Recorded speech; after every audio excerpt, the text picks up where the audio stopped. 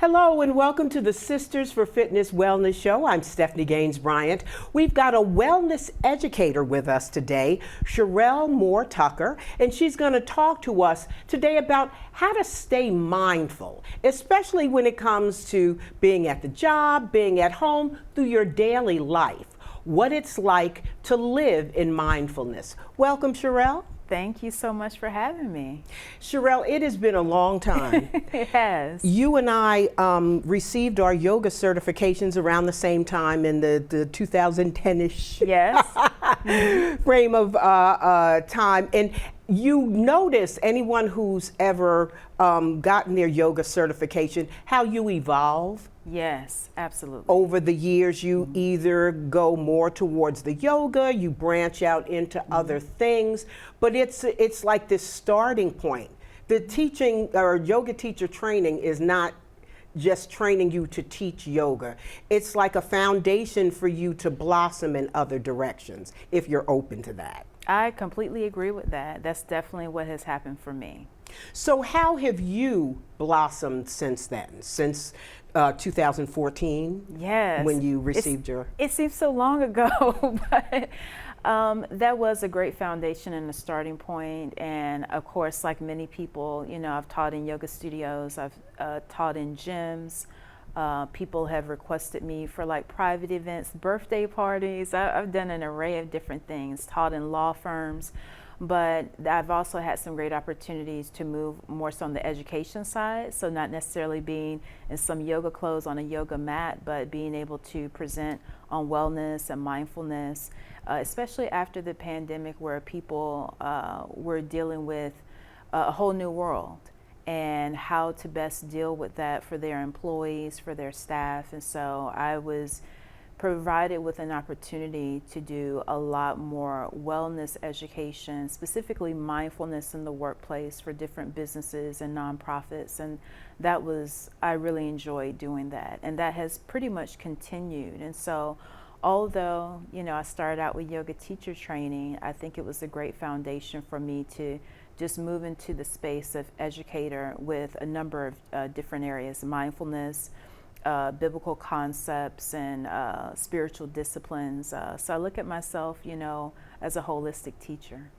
Now, when it comes to mindfulness after the pandemic, you had people who, you've been on Zoom for a long time. You really have kind of lost some of those communication skills, or the office vibe is very different when you're dealing with Zoom opposed to dealing with people every day.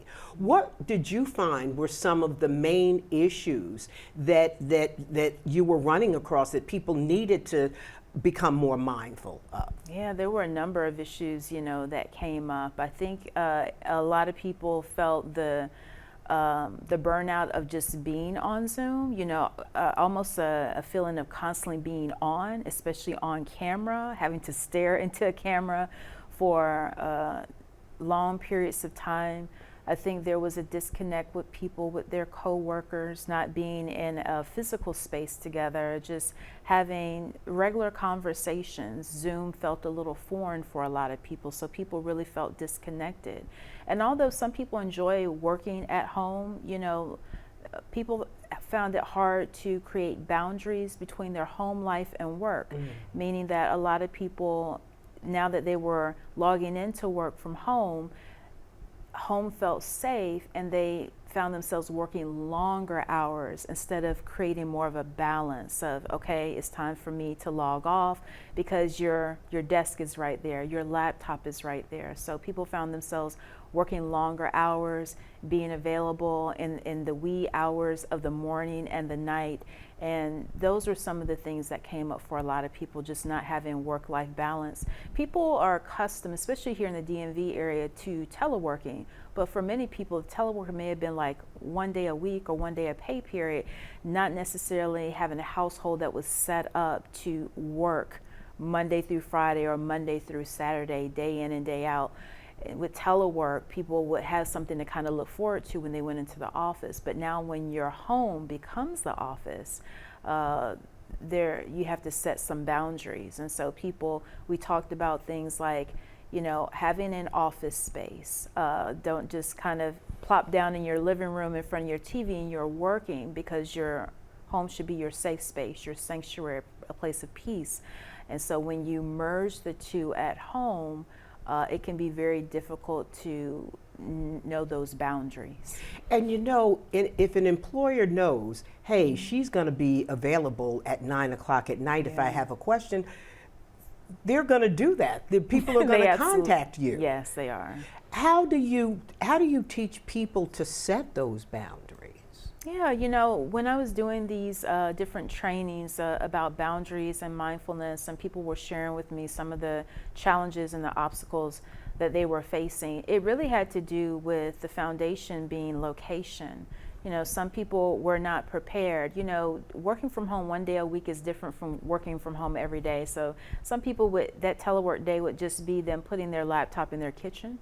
Kitchen can be a high traffic area, everything's happening, and now you are basically working from home nonstop. You may be dealing with sensitive, confidential information. You may need to have headphones on. You can't just have your family members walking in and out. You now have a background that you have to be mindful of. And so I encourage people to definitely not make it your bedroom and find a space in your home that supports you being in this workspace. Maybe a part off to your living room, a section off to your dining room, or if you don't have that luxury to have different spaces in your home, to work in a space that you have, and when it's time for you to log off, to move that laptop back over to the designated work area so that you can reclaim your home and your space. So location was the first thing. The second thing was just background and being more mindful of your work hours. Just because you're at home and just because you're maybe sitting there watching Netflix doesn't mean that you have to constantly be checking your email at 8 o'clock at night, 9 o'clock at night. It's convenient, but you begin to build a habit and a practice that is not good for work-life balance. Constantly checking, allowing yourself to constantly be on in this workspace, even while you're at home and you're supposed to be relaxing and enjoying your family and friends, or simply time alone. Everything merged for a lot of people, and they didn't realize how they lack boundaries until they kind of felt burnt out. And then we began to kind of talk about, where are you working? What are your work hours? Are you still checking emails at night? Are you still being responsive? Are you even yourself sending out emails at night? Oh, I thought of this, let me send it out, instead of just saying, let me write it down and I will send the email in the morning. So very practical things. Do you find that the stress that people were experiencing during COVID is different from the stress since they've gone back? Yes. And how do you deal with those different levels of stress? Yes, I think that people have always there's always been stress in the work environment, but after COVID, a lot of people spent a lot of time alone. Some people were separated. And so coming back into a workspace and in a home environment, people still kind of felt lonely, and many people didn't know how to self-regulate, be aware of their emotions. Lacking emotional intelligence is kind of what came to the forefront when I was doing a lot of these trainings, not realizing how much the pandemic impacted the way people felt and the way that people worked. Some people thrived and some people had loss. Some people didn't have a support system to help them through that loss, and they continued to work. And so those were just some of the things that came up when we talked about stress, workplace stress, chronic stress, that was different before the pandemic happened. Workplace interactions, disagreements, different way of doing things, those are very common in the workspace. But I found after the pandemic, the stressors were more so internal versus your colleagues. It was more so of the stress that you felt of people feeling alone, working in a different way, not necessarily having a household that was maybe conducive for working. People with small children where they were not able to take them to daycare. So now you are trying to work and you're also trying to be a caregiver for either your child, your parent, or someone, and trying to find a balance in that. So it was more so a lot of personal stress, that people were dealing with. I remember, my viewers know I work for WTOP radio, and we were broadcasting from home. So I had a space in my basement, and I thought I would love it, just being at home. I just really grew to despise it. That's I interesting. really did, Yeah. because if something went wrong, if you're in the studio, you have people there who can right. come and do whatever, right? If something went wrong when you were at home, it would take forever. You had to call somebody. You had to you had to figure out what to do in the meantime while they got, so you felt like you were, because you couldn't see anybody. Right. So you felt like you were just lost in space. It was really a horrible experience, and I was ready to go back in. Yeah, I was ready. I think a lot of people were. Yeah. So let's talk about how you mix your teachings, your wellness teachings, in with your biblical teachings. Yes. How do you blend the two? And why did you think that would be a perfect combination? Well, I mean, mindfulness and many of the spiritual disciplines actually complement one another. And so, when you talk about things like meditation, you talk about stillness and solitude, those are some of the key spiritual disciplines for the Christian faith. It really was just a natural progression in talking about mindfulness. And then for believers that wanted, more of an understanding from a biblical standpoint, kind of led me into that teaching. Has been so edifying and so fruitful that more and more people are becoming more interested in mindfulness from the standpoint of learning about spiritual disciplines. Many of the disciplines are not just corporate or outward disciplines, but there are many disciplines that focus on your inward relationship with yourself and Christ, like your meditation, prayer, solitude and silence, and the like. So I found that it's a beautiful complement to be able to talk about mindfulness and business spaces, and those same concepts can be applied to the spiritual disciplines as people walk this walk of faith. A lot of people don't understand the true meaning of mindfulness. Can you define mindfulness? Yeah.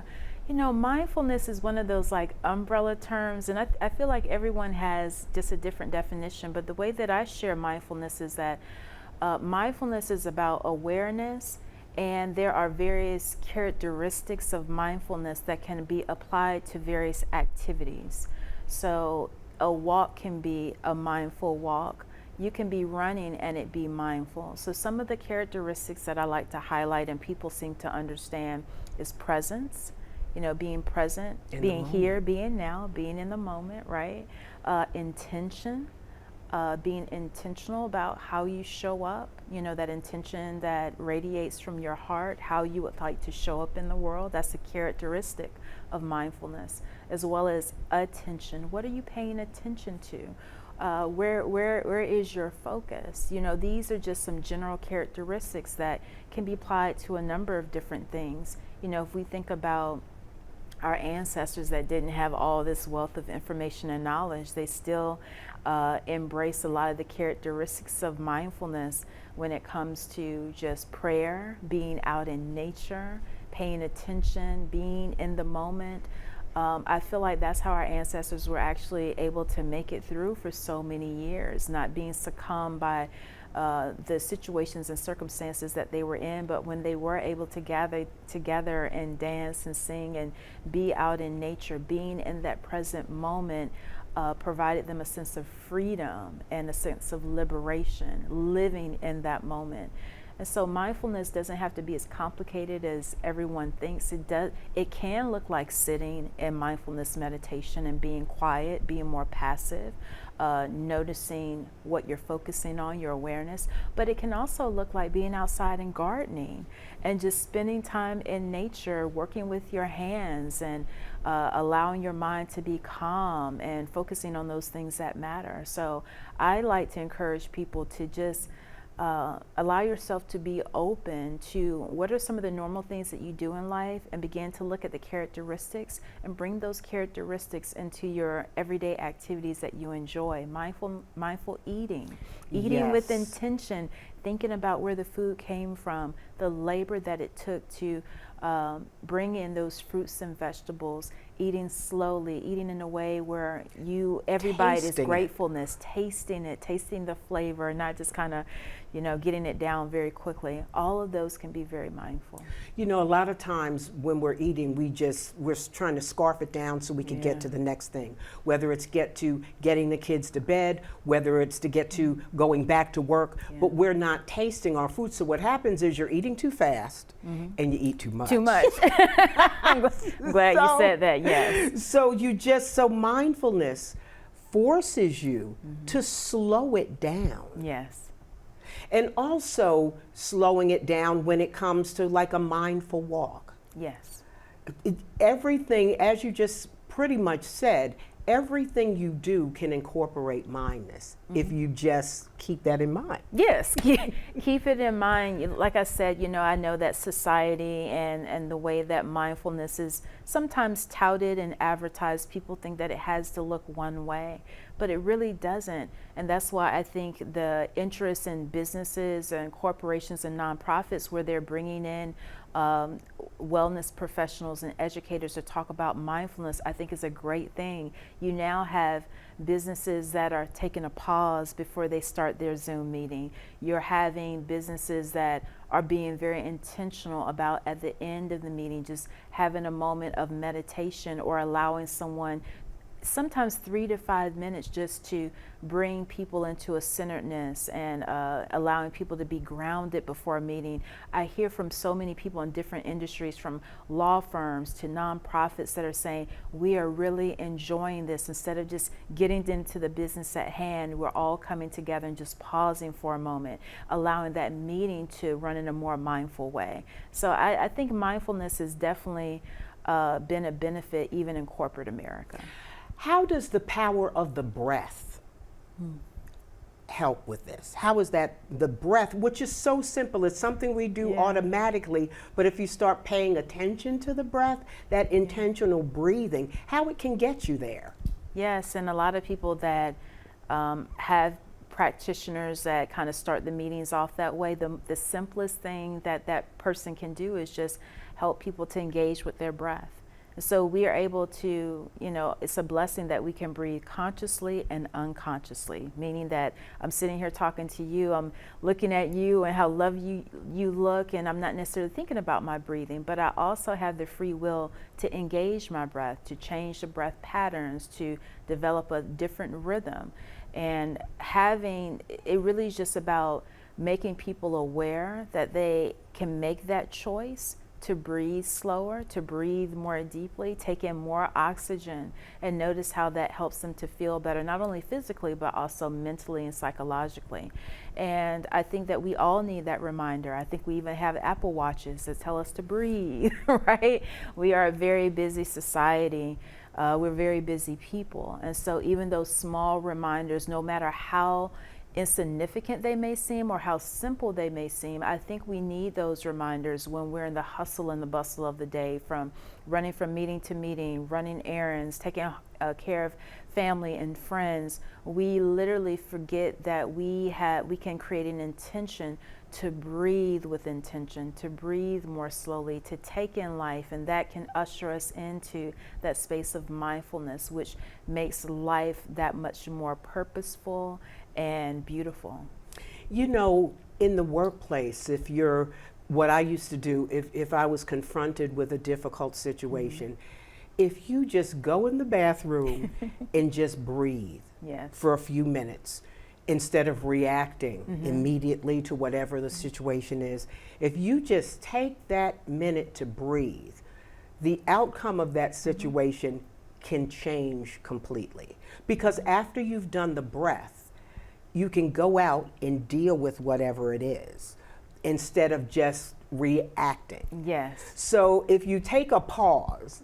And that's exactly what the breath provides. The breath provides a pause not only for you physically, but mentally and psychologically. And I love what you said about reacting versus responding. You know, taking a breath allows us to respond with a sense of intention and care. When we even think about, you know, the different difficulties with working with different people and just being in a space where people are different than you and learning how to work with one another and appreciate the ideas of other people. Being able to take a breath allows you the space to respond versus just reacting. And when we react from a place of that unconscious space. Some of those beliefs that we hold, some of them, you know, may need to be addressed and dealt with the way that we grew up as children. Some of those things are very much embedded in us, and we forget that they're there until we're placed in a difficult situation. And if we don't take that breath, we just react. And then immediately we're like, I'm sorry, I didn't mean it like that. But we didn't take that breath in order to consider, to pause, to be in the present moment, to have some type of emotional awareness before we opened our mouths and spoke. What tools do you give people to take away with them after you've done your workshop? What do you think are the major tools? I think some of the major tools can be just developing a breath practice, making it very practical. So, you know, you're going throughout your day breathing, but now begin to breathe with intention, 5 to 10 deep breaths before your meal. That's very simple. When you take a break, allow your breath to precede whatever you're going to do during your break, whether you want to pause and read a book.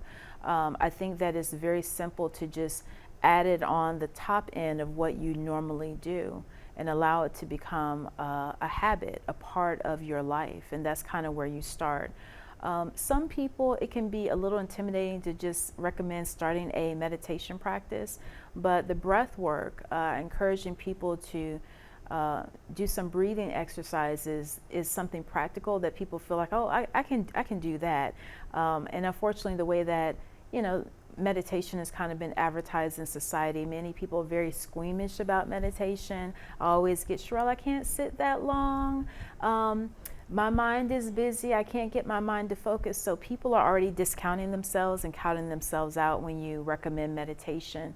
So I do talk about breathing exercises. And then before you get to the meditation, I recommend to people a centering and grounding practice, which is very simple.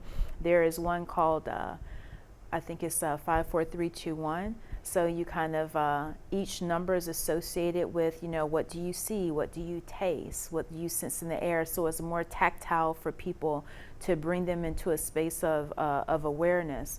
And so that seems to be helpful for people too. Okay, what do I taste in my mouth? What do I feel in the atmosphere? What do I sense or smell? So being able to bring in the senses for many people is a little bit more practical versus going right to the meditation. So I would recommend breath work and centering and grounding exercises. And you know, people get so intense when you say, okay, it's time to meditate. Yes. And they want to concentrate, and they're concentrating. And it's not that. If your mind wanders, that's natural. Mm-hmm. The most spiritual person on the planet, your mind is going to wander when you're in stillness. Mm-hmm. So I think one of the tips is not to take yourself too seriously. Your mind is going to wander. When it does, just mm-hmm. bring it back to the breath. Mm-hmm. And it's just, I think, kind of letting people know it's no big deal. Yes. If you can't sit there and, you know, yes. It's not, it's stillness. It's just being still and being in the moment. And you've made some gains. Mm-hmm. If you can just do that, those little, 1 minute might turn to 5 minutes, mm-hmm. might turn to 10 minutes. I know there are no rules, but do you think it's best to do that in the morning or in the afternoon, or? I just think it depends on people's schedules. You know, I grew up in a household where my dad worked in the daytime, my mom worked at night. So, you know, it can just be a little iffy. I think, you know, finding something that works with your schedule is really good. But I want to go back to what you were mentioning, you know, just about stillness. Although stillness may work for a lot of people, I'm finding the more that I'm in community and just talking to people that don't you know, they don't have any type of mindfulness practice. They're just out there working and living. I find that I've been able to investigate and ask more questions about people and their relationship with stillness and silence. And there's a lot of history there, especially with Black and brown people, where people don't even realize until you ask the questions that they have an unconscious hurt or trauma associated with being still and being quiet. And so that is something that I'm very mindful of when dealing with our community.